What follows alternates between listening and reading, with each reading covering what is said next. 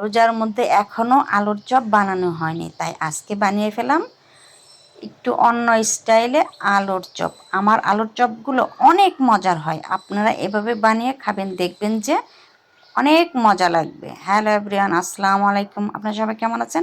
আশা করি সবাই অনেক অনেক ভালো আছেন। যাই হোক, আমিও আলহামদুলিল্লাহ আল্লাহর রহমতে অনেক অনেক ভালো আছি। এই তো রোজা এসে গেছে, এখন পর্যন্ত আলুর চপ খাওয়া হলো না, তাই আজকে আলুর চপের রেসিপি নিয়ে আসলাম। এই তো আলু সিদ্ধ করে নিয়েছি, যেভাবে ভর্তা করে ওইভাবে ভর্তা করে নিয়েছি। আর ডিমগুলো সিদ্ধ করে একটা ডিমকে 4 খণ্ড করে নিয়েছি। আর এখানে আমি পেঁয়াজ কাঁচামরিচ অল্প একটু তেল দিয়ে হালকা ভেজে নিয়েছি। এখানে কাঁচা পেঁয়াজ না দেওয়াই ভালো। আর লবণ দিয়ে দিলাম স্বাদ মতো। আর এই যে আরেকটু স্বাদ বাড়ানোর জন্য দিয়ে দিলাম চিলি ফ্লেক্স আর ভাজা জিরা। বাস, আর কিছুই দিতে হবে না। এখন এটাকে ভালোভাবে মাখিয়ে নিতে হবে। এখানে চাইলে আপনারা ধনিয়া পাতা ব্যবহার করতে পারেন, কিন্তু আমার কাছে ধনিয়া পাতা নেই, এই জন্য আমি দিইনি। আর অল্প একটু তেল দিয়ে ভালোভাবে মাখিয়ে একেবারে ভর্তা বানিয়ে ফেলতে হবে। আর এখানে দিয়ে দিলাম আর একটু মজা করার জন্য বিস্কিটের গুঁড়া, টোস্ট বিস্কিটের গুঁড়া দিয়ে দিলাম। বাস, হয়ে গেল মাখামাখি। এখন আলুর চপ বানানোর পালা। এই তো আলুর ভিতরে ডিমের খণ্ডটা দিয়ে দিলাম। আপনারা যে যার মতো করে ডিম খণ্ড করে নিতে পারেন। আমার মন চাইলো যে আজকে আমি এইভাবে বানাই। যাই হোক, এই দেখেন সুন্দর হয়ে গেছে আলুর চপগুলো।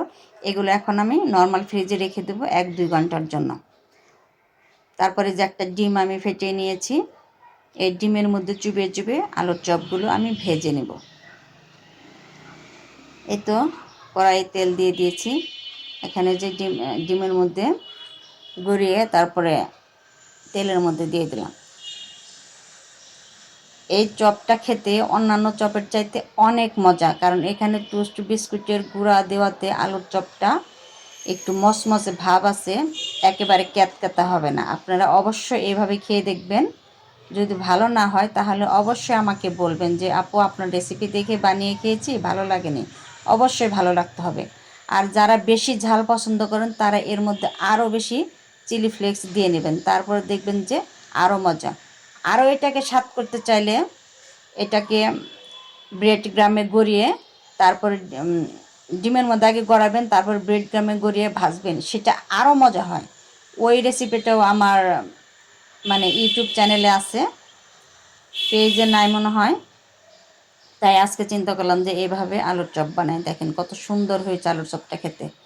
আমি তো বানানোর আগে মেয়েকে একটা ভেজে দিয়েছি, মেয়ে খেয়ে নিয়েছে, বললো যে অনেক মজা হয়েছে। যাই হোক, সবাই এই রেসিপিটা ফলো করবেন। সবাই ভালো থাকবেন, সুস্থ থাকবেন। আল্লাহ হাফেজ।